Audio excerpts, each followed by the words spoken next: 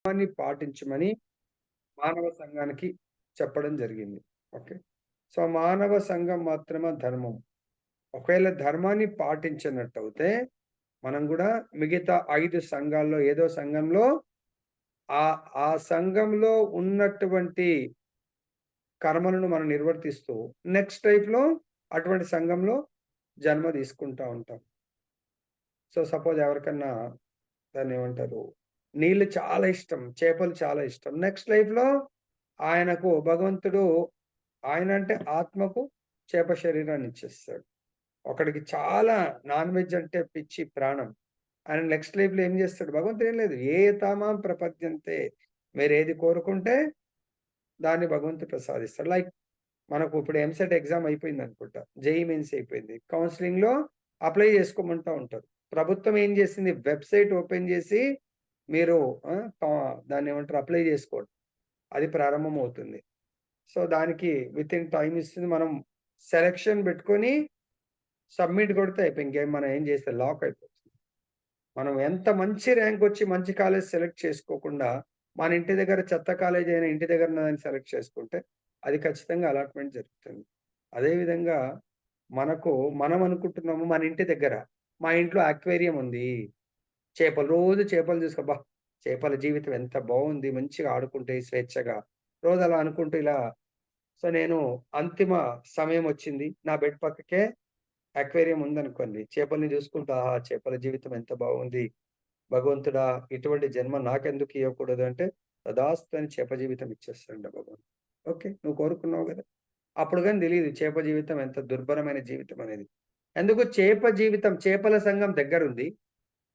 భగవత్ సంఘం చాలా దూరముంది. భగవంతుడి వైకుంఠం, గోలోక బృందావనం కనబడదు చాలా దూరముంది. ఎందుకంటే జీవితంలో ఎప్పుడు మనము భగవద్గీత, భాగవతాన్ని వినలే గాబట్టి ఆ సంఘం గురించి తెలీదు. భక్తుల సంఘము, భగవత్ సంఘము. భగవత్ సంఘం. అది మనకు తెలియదు గాబట్టి, మనకు తెలిసిందల్లా మన ఇంటి ముందర చాలా గార్డెన్. కొందరికి చెట్లు, చేమలు పెంచడం చాలా ఇష్టం. ఆ చెట్ల కిందన పడుకుంటాడు. చెట్లే సర్వస్వంగా జీవిస్తాడు. ఆహా! ఎంత మంచి జీవితం ఈ మానవ జీవితం ఎందుకు? చెట్ల, చేమల జీవితం బావుందంటే తదాస్తు అంటూ నెక్స్ట్ లైఫ్‌లో ఒక చెట్టుగా జన్మిస్తా ఉంటాం. సో, కాబట్టి ఇక్కడ ఈ విధంగా 5 సంఘాల్లో మనం జాయిన్ అవ్వాలా? లేదా మానవ సంఘంలో ఉండాలా? మరి మానవ సంఘంలో ఉండాలి అనుకుంటే ధర్మోహితేషు అధికో విశేషో. ధర్మం అంటే మరేంటి మరిక్కడ? అసలు ధర్మం అంటే ఎవరు చెప్పింది ధర్మము? నేను దేన్ని పాటించాలి? సో, భగవంతుడు చెప్తున్నాడు, ధర్మంతు సాక్షాత్ భగవత్ ప్రణీతం. మానవులు బై డిఫాల్ట్ పాటించవలసింది భాగవత ధర్మము, సనాతన ధర్మము. ఈ ధర్మానికి ధర్మశాస్త్రము భగవద్గీత, భాగవతం. భగవద్గీత ధర్మశాస్త్రం యొక్క థియరీ శాస్త్రము. భాగవతం ధర్మశాస్త్రం యొక్క ప్రాక్టికల్ శాస్త్రం. రిజల్ట్ ఓరియెంటెడ్ భాగవతము. థియరిటికల్ భగవంతుడు ఏం చెప్తున్నాడో అది మనం మానవులు మాత్రమే దాన్ని అర్థం చేసుకునేటువంటి శాస్త్రము. ధర్మోహితేషు అధికో విశేషం. ధర్మేణ హీన పశుభిః సమాన. సో, ఈవెన్ మనం ఈ 6 రకాలైనటువంటి సంఘాలు 5 రకాలైనటువంటి సంఘాల నుంచి వచ్చాం. కానీ దాంట్లో ఉన్న మంచిని మాత్రం మనం స్వీకరించలేకపోయాము. చెడును మాత్రం మనం క్యారీ చేస్తా ఉన్నాం సూక్ష్మ శరీరం ద్వారా. లైక్ ఎగ్జాంపుల్ తీసుకున్నట్టయితే మంచి అనేది భగవంతుడు ప్రతి దగ్గర గూడా ఈ జంతువులు ఇవన్నీ 5 సంఘాలు గూడా 6వ సంఘం మానవులు జీవించడాని కొరకు అవి మంచి ఏర్పాట్లు చేస్తాయండి. ప్రతి జంతువుని చూడండి. ఒక నీళ్ళల్లో జలచరాలున్నాయంటే అవి నీళ్ళని క్లీన్ జేయడానికి పాకురుని దాంట్లో ఆ! అటువంటి దాన్ని నాశనం చేస్తూ, దాన్ని భుజిస్తూ అవి జీవిస్తా ఉంటాయి. అదే విధంగా చెట్లు, చేమలు నేచర్‌లో వచ్చేటువంటిది స్వీకరించి మనం జీవించడానికి ఆక్సిజన్ ఇస్తుంది. గడ్డి ఉంది.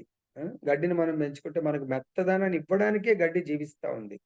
చెట్లు మనకు నీడనివ్వడానికి, మనం జీవించడానికి కావాల్సిన పళ్ళనివ్వడానికి, తర్వాత హ్మ్. ఇప్పుడంటే అన్ని గ్యాస్ సిలిండర్స్ వచ్చాయి. పూర్వకాలము కలప. సో, మనము అవే చెట్లను నరుక్కుంటూ మనం వంట చేసుకొని మనం జీవించడానికి ఆ చెట్లు ఉపయోగపడేవి.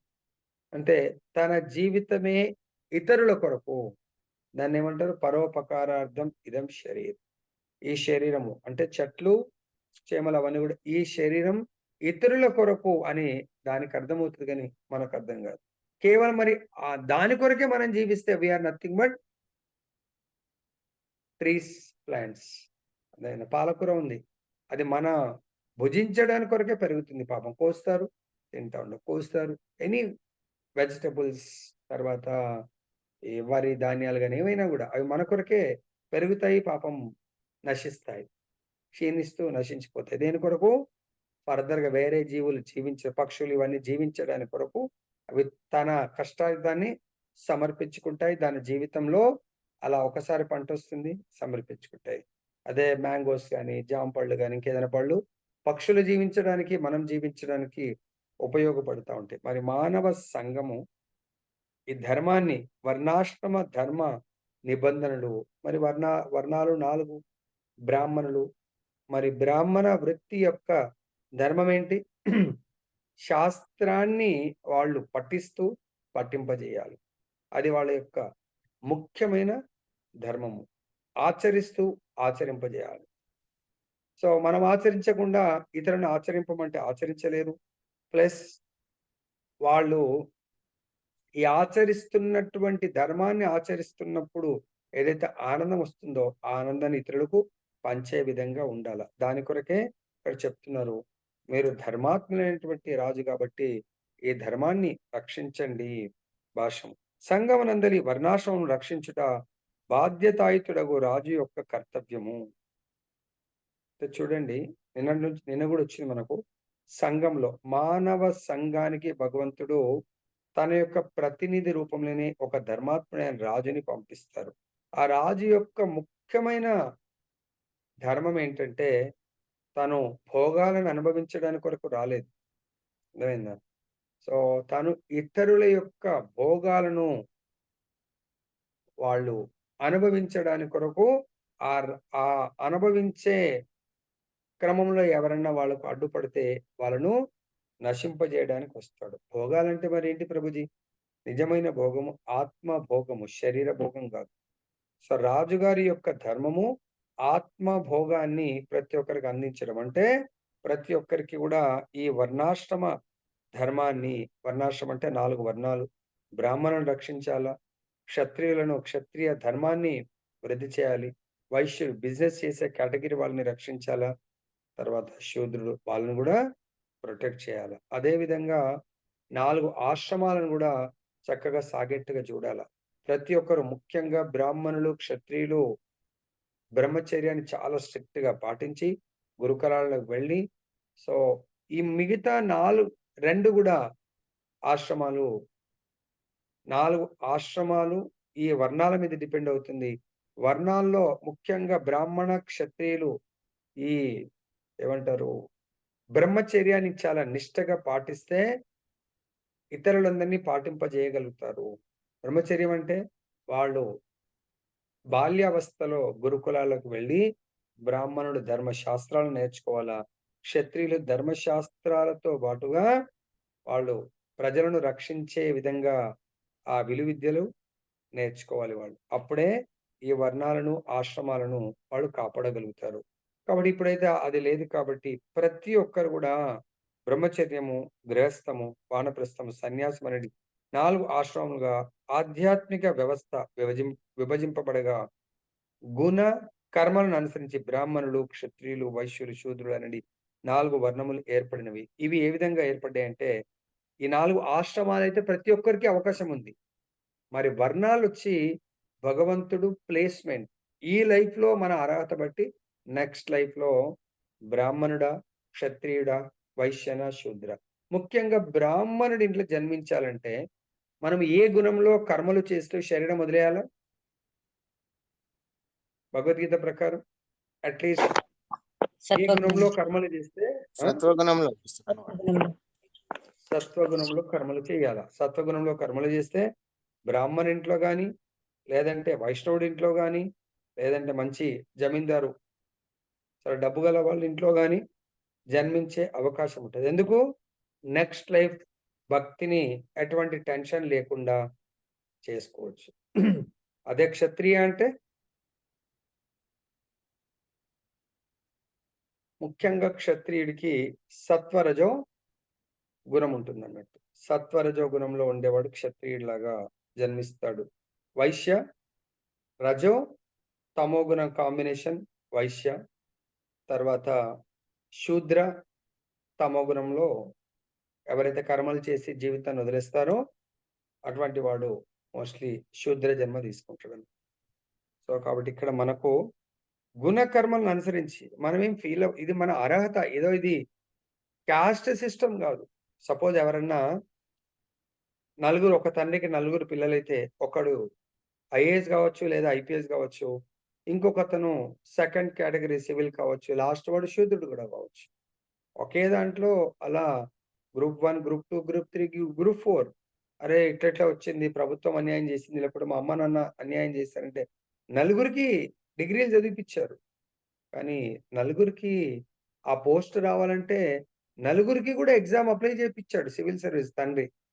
కానీ ఒక్కడు మాత్రం పాస్ అయ్యాడంటే వాడది ఖచ్చితంగా పాస్ కావడానికి ప్రయత్నం చేశాడు.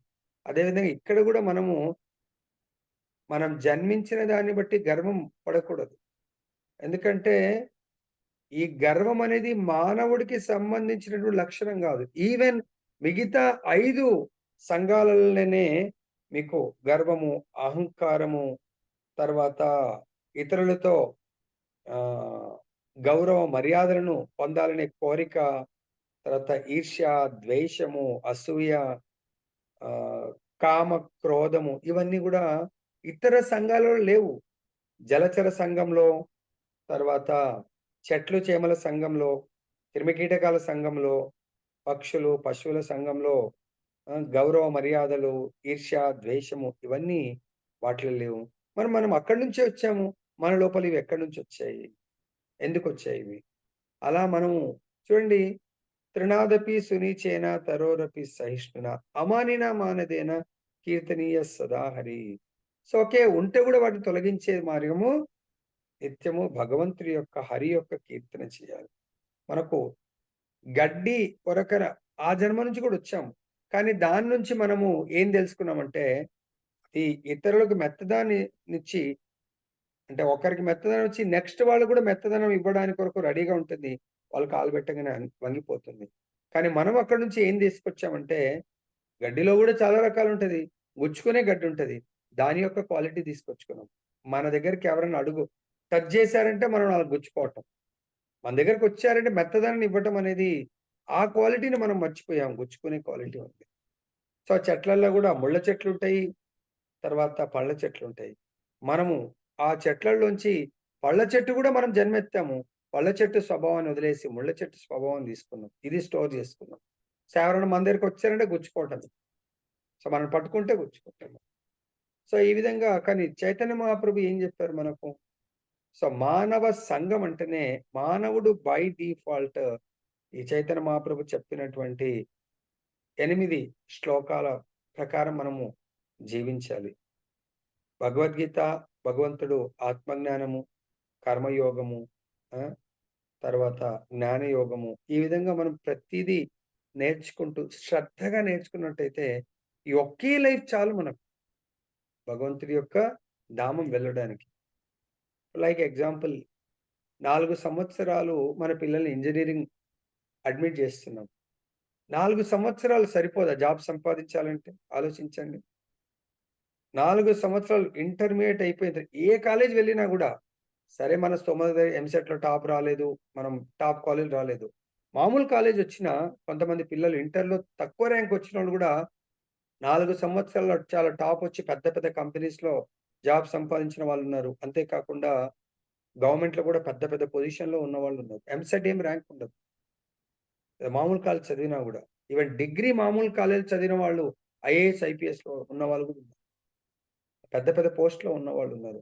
అంటే దానికి మనకు కావాల్సినటువంటి శ్రద్ధ. అంటే ఈ 4 సంవత్సరాలు, 3 సంవత్సరాల్లోనే అంత అప్ టు 10థ్, ఇంటర్ వరకు వాళ్ళకంత మెచ్యూరిటీ లేదనుకుందాం.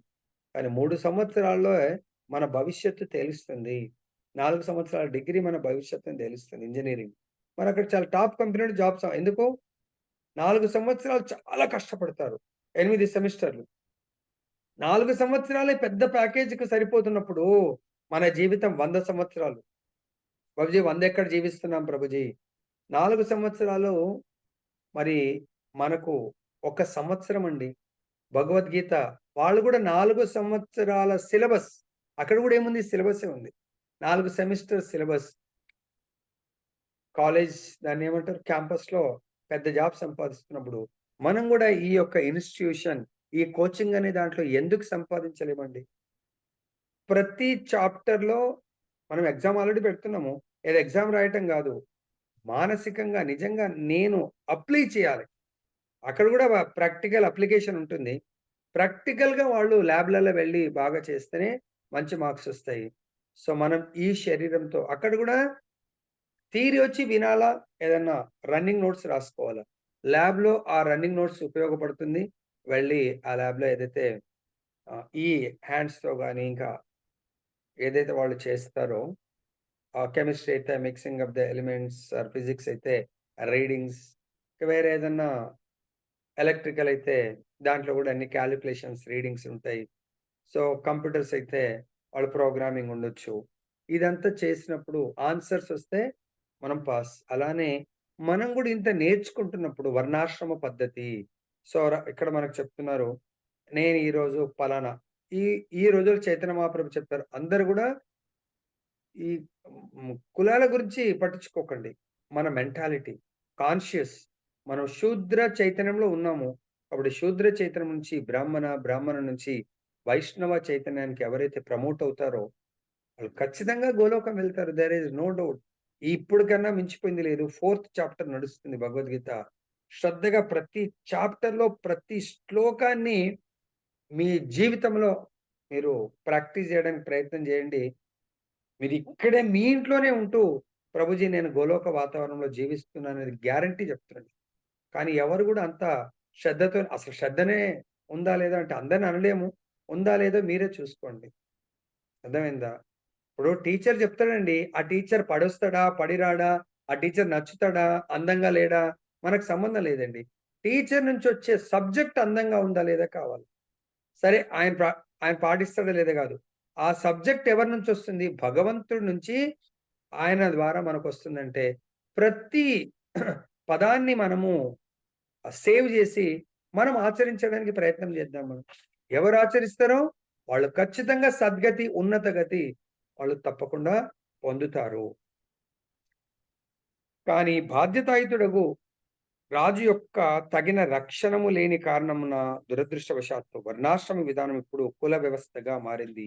కానీ అది నిజమైన పద్ధతి కాదు. మానవ సంఘమనగా ఆధ్యాత్మిక అనుభూతి వైపునకు పురోగమించు సంఘమని భావము. మానవ సంఘం అంటే ఏంటి? ఆధ్యాత్మిక పురోగతి. అందుగురించే మనకు భగవద్గీత ఇంట్రొడక్షన్‌లో చెప్తున్నారు. మానవ సంఘానికి ముఖ్యంగా చాలా ప్రిన్సిపల్స్ ఉన్నాయి. అది బేసిక్ మనకు స్టార్టింగ్ గాబట్టి, ఆ ప్రిన్సిపల్ ఏంటంటే ఏకం శాస్త్రం దేవకీ పుత్ర గీతం. మానవ సంఘము ఒక మాన్యువల్. నేనెందుకు ఇక్కడికి రావడం జరిగింది? ఇక్కడ పోస్టింగ్ నాకెందుకిచ్చారు? ఏం చెయ్యాలి? అనేది ఆ విధి విధానాలు నేను చేయవలసిన కర్మ, వర్క్ ఏంటి అనేది ఆ శాస్త్రం ఓపెన్ జేస్తే మనకు తెలుసు. ఈరోజు రేపు మనకేదైనా తెలియకుండా టక్కన గూగుల్‌లో కొడుతుర్రు. సో, చూస్తా ఉన్నా. ఏ సాఫ్ట్‌వేర్ గాని, ఎనీ ప్రాబ్లమ్‌కు గూగుల్‌లో వంటలకు గూగుల్ కొడుతున్నారు. ఎనీథింగ్ గూగుల్ సెర్చ్ చేస్తున్నారు. అదే విధంగా ఇది అనాది కాలం నుంచి వస్తున్నటువంటి గూగుల్, మానవులను ఉద్ధరించేటువంటి గూగుల్ భగవద్గీత. కాబట్టి ఇది గూడా ఎవరు జెప్పింది? భగవంతుడు చెప్పిన విధంగా ఉండాల.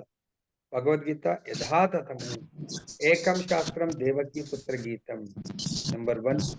నంబర్ 2 దాని నుంచి మనం తెలుసుకోవాల్సిందేంటి? ఏకో దేవో దేవకీ పుత్రే ఏవ.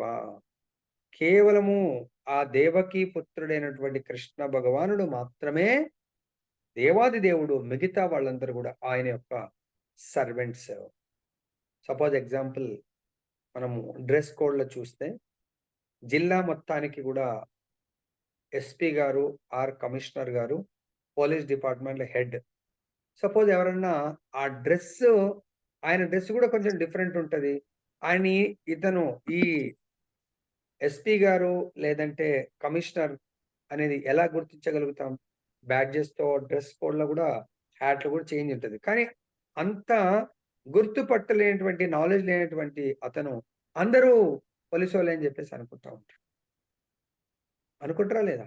సపోజ్ ఒక జిల్లాల ఒక 5,000 మంది స్టాఫ్ ఉన్నారు. 5,000లో ఈయన గూడా నిలబడ్డాడనుకోండి మధ్యలో. సో, అందరూ గూడా పోలీసోళ్ళనుకుంటారు. Department police. But he is the chief. ఆయన చీఫ్. అదే విధంగా స్టేట్ మొత్తం తీసుకున్నామనుకోండి. అందరూ స్టేట్ మొత్తంలో ఇంకా వేల మందుంటారు. సో, డీజీపీ ఇప్పుడు మేబీ డీజీపీ ఇద్దరు, ముగ్గురు గూడా ఉండొచ్చు. DGP will be 1. So, but ఆయనని ఎలా గుర్తిస్తారు? ఆ నాలెడ్జ్ ఉన్నవాళ్ళు వాళ్ళకున్నటువంటి అర్హతలకు సంబంధించినటువంటి ఆ బ్యాడ్జ్‌తోని గుర్తిస్తారు. డ్రెస్ అలానే అనిపిస్తుంది. Shoes everything top to bottom అలా అనిపిస్తుంది. ఎవరు గుర్తించగలరు? అది దాని గురించి జ్ఞానం ఉన్నవాళ్ళు గుర్తించగలరు. జ్ఞానం లేని వాళ్ళు అందరూ ఒకటే అనుకుంటా ఉంటారు. అదే విధంగా కృష్ణ ఈస్ ద చీఫ్. మిగతా అందరూ గూడా ఈస్ సర్వెంట్స్. ఇప్పుడు డీజీపీ ఈస్ ద చీఫ్. మిగతా అందరూ గూడా సో, ఆయన ఆజ్ఞలను పాటించవలసిన వాళ్ళు. అంటే అట్లని ఆయనకు సేవకులు గాదు. ఆయన అర్హతకు ఆ పోస్ట్ దొరికింది. ఆ పోస్ట్‌కి సేవకులు. ఇక్కడ భగవంతుడు గూడా ఆయన ఈ మొత్తం విశ్వాలను భగవంతుడు క్రియేట్ చేశాడు గాబట్టి, మనను గూడా భగవంతుడు క్రియేట్ చేశాడు. మనకి డ్రెస్ భగవంతుడు ఇచ్చాడు గాబట్టి, we are the servant of Krishna. కాబట్టి ఏకో దేవో దేవకీ పుత్ర ఏవ. తర్వాత మనం చేయవలసిందేంటి నెక్స్ట్? సో, ఆయనకు ఆ పోస్టొచ్చింది. ఆయన కింద మన అర్హత బట్టి చాలా పోస్టులిచ్చారు. వాళ్ళందరి ధర్మం ఆయన ఇన్‌స్ట్రక్షన్స్ పాటించడం. కాబట్టి మనకు ఏకో మంత్రః తస్య నామాని యాని. సో, దాన్ని చక్కగా ఆయన ఆదేశాలను నిర్వర్తించడానికి కొరకు మనం ఫిట్‌నెస్ ఉండాల. సో, కాబట్టి వాళ్ళు గూడా ఎవ్రీ డే మరి పోలీస్ డిపార్ట్‌మెంట్‌లో ఎవ్రీ వీక్ చేస్తారొచ్చి నేననుకుంటా. పూర్వకాలం అయితే నేను మా నిజాం కాలేజ్‌లో చదివేప్పుడు every Friday Nizam college parade చేయడానికి వచ్చేవాళ్ళు. ఎస్పెషల్లీ ట్రాఫిక్ పోలీస్ వాళ్ళు. సో, ఇక్కడ మనం గూడా ఎవ్రీ డే మనం ఫిట్‌నెస్ ఉండడానికి కొరకు అంటే నేను భగవత్ సేవకుడిని, భగవత్ సేవకుడిని, భగవత్ సేవకుడిని అని ఫిట్‌నెస్ సిటీలో అయితే ఎవ్రీ డే పరేడ్ చేయిస్తారు. ఏదో సంథింగ్ వాళ్ళకి ఫిట్‌నెస్ ఉంటది. అలానే మన ఆత్మ యొక్క ఫిట్‌నెస్ మానవ సంఘానికి సంబంధించినటువంటి ఫిట్‌నెస్ హరే కృష్ణ మహామంత్ర. ఎవరైతే హరే కృష్ణ మహామంత్రాన్ని నిత్యము నిరంతరం జపం చేస్తారో వాళ్ళ యొక్క ఆత్మ ఆత్మ కింద లైక్ ఎట్లయితే ప్రతి డిపార్ట్‌మెంట్‌లో టాప్ ఆఫ్ ద డిపార్ట్‌మెంట్ ఉంటారు. ఆయన కింద హైరార్కీ ఉంటుంది. అలానే మనం ఈ శరీరంలో గూడా హైరార్కీ ఉంది. అంటే వివిధ రకాలైనటువంటి టాప్ పోస్ట్ ఆయన కింద, ఆయన కింద, ఆయన కింద. సో, మనం ఇలా నేను కనబడుతున్నాను. దీంట్లో ఎవరు టాప్ అందరికంటే? Who is the top position? మన భగవద్గీత ప్రకారం. భగవద్గీతలోనే వచ్చిందనుకుంటా గదా! Who is the top in this body? ఎవరు టాప్ పొజిషన్‌లో ఉంటారు? ఇంకా చెప్తారు భక్తులైతే ఇంకా చెప్తారు భక్తుల పిల్లలు గర్భంలోంచే ప్రారంభిస్తారు. ఎందుకు తల్లిదండ్రికి తెలుసు. గర్భంలో బయటకొచ్చిన తర్వాత 5 సంవత్సరాలు, గర్భంలో 5 నెలల బేబీ నుంచే ఆధ్యాత్మిక ప్రగతిని వాళ్ళకివ్వడానికి ప్రయత్నం చేస్తారు. అందు గురించే మనం నెక్స్ట్ జన్మంటూ ఉంటే ఒకవేళ భగవద్భక్తుల ఇంట్లో జన్మించాలి. అప్పుడు మనకు అదృష్టం. నెక్స్ట్ లైఫ్ పుట్టక ముందు నుంచే మనము ఆధ్యాత్మిక ప్రగతి ప్రారంభిస్తాము. అది నిజమైన ప్రగతి. ఆ ప్రయోజనం కొరకు వర్తించిన మానవ సంఘమే ఆర్యులని పిలువబడుదురు. సో, ఎవరైతే ఆధ్యాత్మిక ప్రగతి అంటే భగవత్ లోకానికి ఇప్పుడు మన పిల్లలున్నారు. ఇంజినీరింగ్ అయిపోకముందే జేఆర్‌ఈ, టోఫెల్ ఏదో రాస్తూ అమెరికా వెళ్ళాలా, స్విట్జర్లాండ్ ఇంకెక్కడెక్కడో ప్లాన్ చేస్తా ఉంటారు. ఎలా అయితే ఇంజినీరింగ్ అయిపోయిన తర్వాత అక్కడ వెళ్లి సెటిల్ అవ్వాలనుకుంటారో, అదే విధంగా ఏడో తరగతి కంప్లీట్ గాకముందే ఐఐటీ కలలు కంటారు. దాని గురించి ఐఐటీలో సీట్ సంపాదించాలని ప్లాన్ చేస్తారు. 10థ్ తర్వాత inter the top college plan చేస్తారు. అన్ని ప్లానింగే ఉంటది. కానీ ఆధ్యాత్మిక ప్రగతి కొరకు మనం ప్లాన్ చెయ్యని వాళ్ళని ఆర్యులు అనరు. అనార్యులు. ఎవరైతే ఆధ్యాత్మిక ప్రగతి కొరకు ప్రణాళిక చెయ్యనటువంటి సంఘము అనార్యుల సంఘము. అది జంతు సంఘము. మానవ సంఘం అంటేనే భగవత్ ప్రాప్తి, భగవద్ లోకంలో మంచి జాబ్ సంపాదించడానికి ప్లాన్ చేయాలి. దాని యందు మేధావి వర్గములైన వారు బ్రాహ్మణులు ఆధ్యాత్మిక ప్రయోజనమందే నియుక్తులై ఉండేటివారు. సో ఈ ఆధ్యాత్మిక ప్రగతి సాధించడానికి కొరకే ఈ వర్ణాశ్రమ ధర్మము.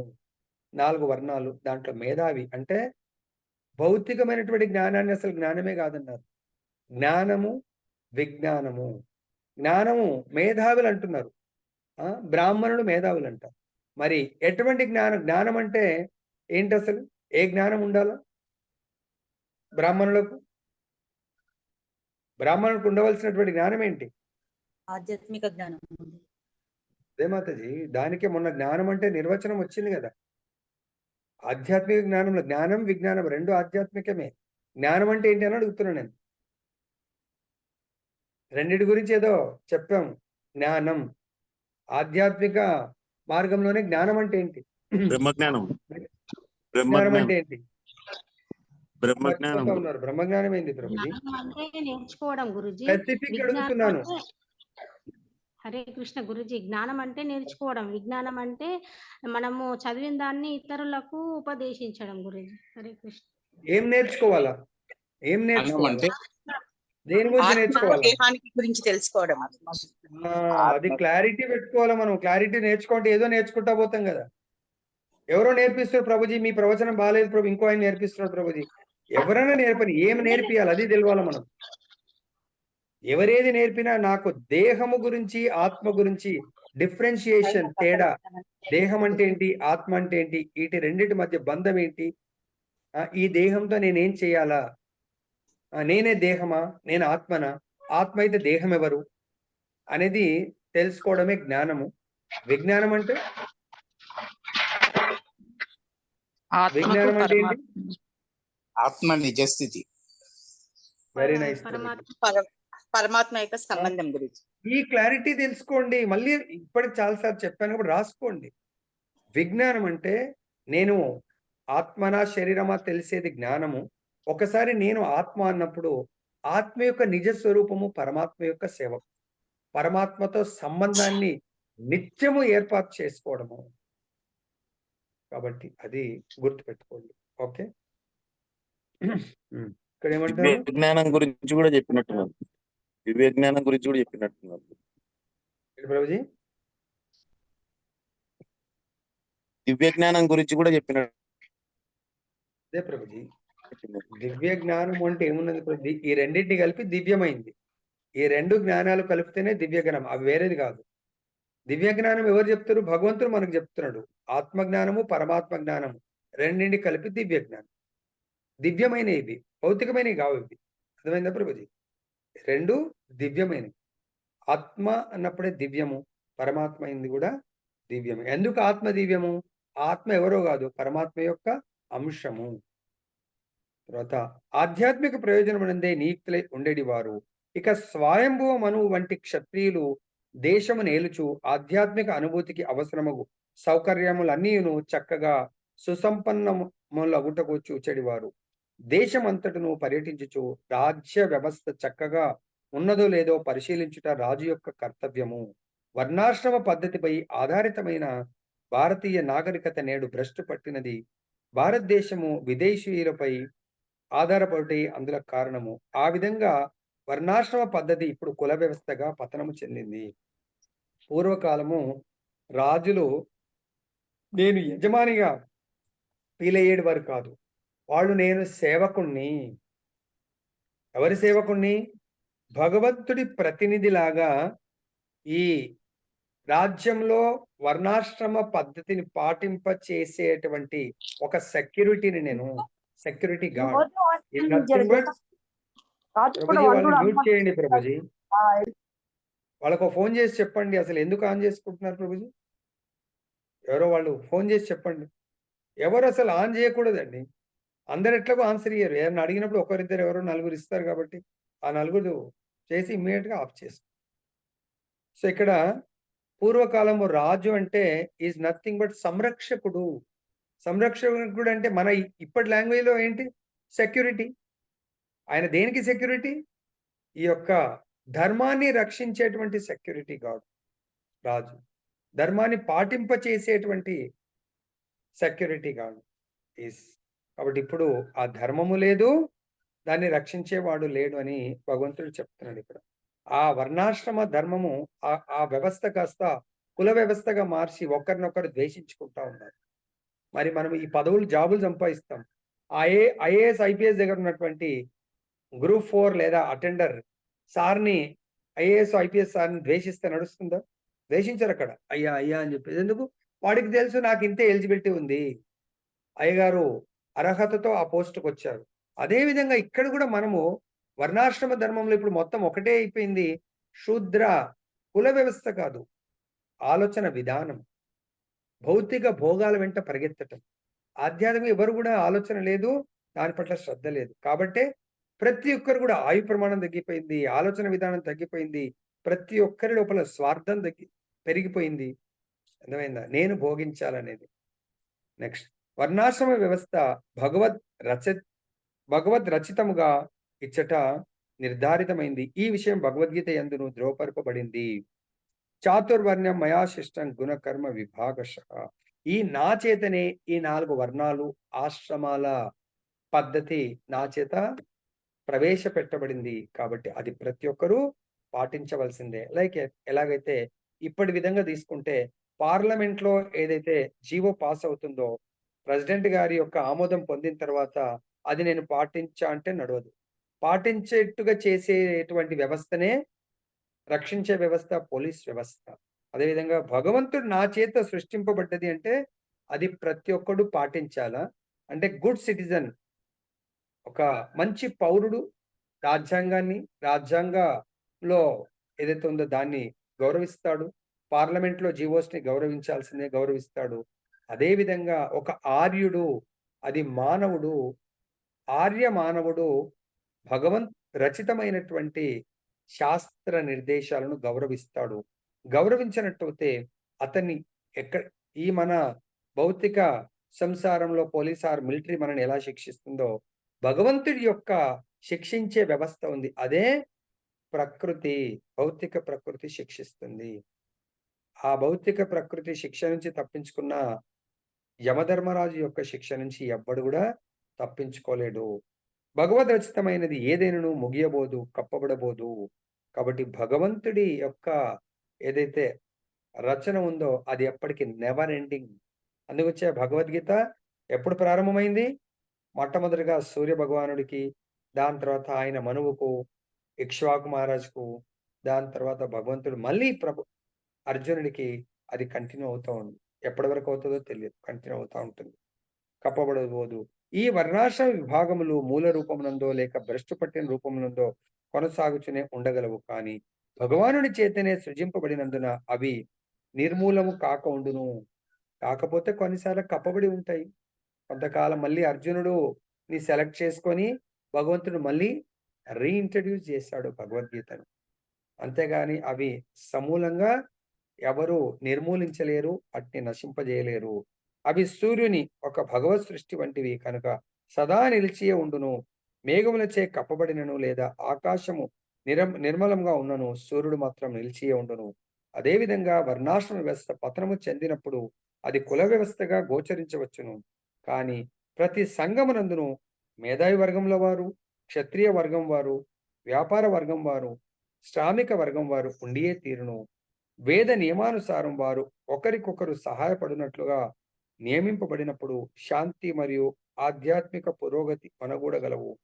కానీ ద్వేషము, దుష్ప్రవర్తనము, కుల వ్యవస్థ యందు అవిశ్వాసము కలిగినప్పుడు మాత్రము పూర్తి వ్యవస్థే పతనము చెందగలదు. ఇతడు తెలుపబడినట్లు అది ఒక అత్యంత శోచనీయమగు స్థితిని తయారు చేయును. ప్రస్తుత పరిస్థితి యందు ప్రపంచమంతయు ఈ శోచనీయ స్థితి అందే నెలకొని ఉన్నది. పలు విధములకు స్వార్థములు అందు చోటు చేసుకున్నట్టే అందులో కారణము. ఇదంతయు వర్ణాశ్రమ వ్యవస్థ పతనము చెందుట వలనే కలిగినది. కాబట్టి ఇప్పుడైనా మనము భక్తులందరూ కూడా ఈ వర్ణాశ్రమ వ్యవస్థను పాటించడానికి ప్రయత్నం చేస్తే జీవితము సుఖ శాంతులతో జీవించవచ్చు. సో మనము మరణం అనే ఎగ్జామ్ రాసిన తర్వాత శాశ్వత ధామంలో మనము శాశ్వతంగా నివసించొచ్చు. ఆనందమయ జీవితాన్ని గడపొచ్చు. ఇక్కడ గూడా మనం భౌతికంగా గూడా ఇందాక అనుకున్నట్టు గదా! Group A, B, C, D వీళ్ళ మధ్య కోఆర్డినేషన్, కోఆపరేషన్ ఉన్నంత కాలము డిపార్ట్‌మెంట్ ఆనందంగా ఉంటుంది. వీళ్ళ మధ్య కోఆర్డినేషన్, కోఆపరేషన్ దెబ్బతిన్నప్పుడు వ్యవస్థ విచ్ఛిన్నంగా మారుతుంది. సో, కాబట్టి మన ఇంట్లో గాని, బయట సంఘంలో గాని సో, భగవంతుడు నిర్దేశించినటువంటి ఆశ్రమాలను మనం పాటించాలా? వర్ణాలను గౌరవించాలి. ఆశ్రమం అంటే బ్రహ్మచర్యం. నేను అందు గురించి చెప్పడం జరిగింది. మన పిల్లల్ని గూడా ప్రతి ఒక్కరూ గ్రూప్‌లో అంటే ఈ యొక్క ఆధ్యాత్మిక జ్ఞాన సముపార్జన గ్రూప్‌లో జాయిన్ చేసినట్టయితే వాళ్ళిష్టం. చెప్పడం నా ధర్మము. మీరు గూడా మీ పిల్లలకి చెప్పడం ధర్మము. వాళ్ళు శ్రద్ధతో విని కొద్దిగన్నా శ్రవణం చేస్తే వాళ్ళ లోపల మార్పొస్తుంది. లేదు ప్రభు మా అమ్మాయికి ఇంట్రెస్ట్ లేదు. ఇంట్రెస్ట్ లేకపోతే సత్సంగ్ కన్నా భోజనానికన్నా తీసుకురండి. సో, అది గూడా ఇంట్రెస్ట్ లేదు అని మీరే ముందే వంట చేసి, "అమ్మాయి నువ్వు రాకు ఇక్కడే ఉండు. మంచిగా నువ్వు తిని ఇక్కడే ఉండు" అంటే అక్కడే ఉండు. అదే ఫంక్షన్స్‌కు రారా? అమ్మా నేను ఏ ఫంక్షన్‌కు రాను. ఏ ఫంక్షన్‌కు రాకపోతే అమ్మాయి పెళ్లి చేసుకొని భర్తతో ఫంక్షన్‌లకు ఎలా వెళ్తదండి? చెప్పండి ఆన్సర్ ఇవ్వండి. లేదు ప్రభు మా అమ్మాయి. మరి పెళ్లి చేసుకోదామె అప్పుడు. ఆధ్యాత్మిక ఫంక్షన్‌కు రాదు. భౌతిక ఫంక్షన్‌కు మంచిగా తయారై వెళ్తా ఉంటారు. ఎందుకు మీరు అలా తీసుకురాలేకపోతున్నారు? Whole family. మీరే కారణము. తల్లిదండ్రే కారణం. చిన్నప్పుడు తీసుకెళ్లరు వాళ్ళని. ఈ ఫంక్షన్ రాకపోతే ఎక్కడ కూడా వెళ్ళొద్దు. ఎక్కడ తల్లిదండ్రులతోని వెళ్ళకపోతే రేపు పొద్దున హస్బెండ్ అత్తగారితోని ఎలా వెళ్తామండి? చెప్పండి. వెళ్ళలేదామె అప్పుడు. అప్పుడు జీవితం దుర్భరంగా మారుతుంది. ఇంటికి నేను ఇంట్లోనే ఉంటాను హస్బెండ్ ఇంట్లోనే ఉండే ఆమెతో నాకెందుకు అంటుంటాయి. సో, కాబట్టి దయచేసి ఇప్పటికన్నా మనం ఒక ఆశ్రమ విధానం ఇందుగురించే పెళ్లి గాకముందు పర్ఫెక్ట్‌గా భగవంతుని సేవించే విధానాన్ని నేర్చుకోవాలి. మనం ఆచరణలో పెట్టాలి. జ్ఞానం, విజ్ఞానం. జ్ఞానం అంటే థియరీ నేర్చుకుంటాం. విజ్ఞానం అంటే నేను ఆత్మను అని తెలుసుకున్న తర్వాత ఆత్మ అపాయింట్‌మెంట్ భగవంతుడి దగ్గర భగవంతుని ఎలా సేవించాలి? భగవంతుడి యొక్క ప్రతినిధి ఎలా సేవించాలి? భగవంతుడి యొక్క భక్తులైనటువంటి వైష్ణవుని ఎలా సేవించాలి? అనేది ఆత్మ ప్రాక్టికల్‌గా చేసేదే విజ్ఞానం.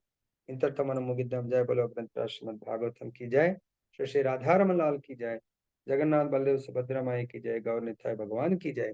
जगत गुरु श्रील प्रभुपाद की जय। श्री श्रीपाद महाराज की जय।